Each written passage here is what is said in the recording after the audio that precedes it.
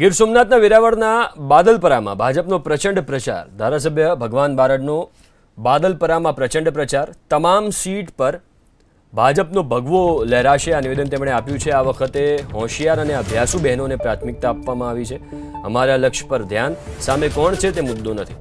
પરિસ્થિતિ પ્રમાણે રણનીતિ બનાવીને જીત મેળવીશું, આ નિવેદન તેમણે આપ્યું. તો ભગવાન બારડ કે જેમણે તમામ સીટ પર ભાજપનો ભગવો લહેરાશે એવો દાવો કર્યો છે અને સાથે કહ્યું કે આ વખતે એટલે કે આ વખતની ચૂંટણીમાં હોશિયાર અને અભ્યાસુ બહેનોને પ્રાથમિકતા આપવામાં આવી છે.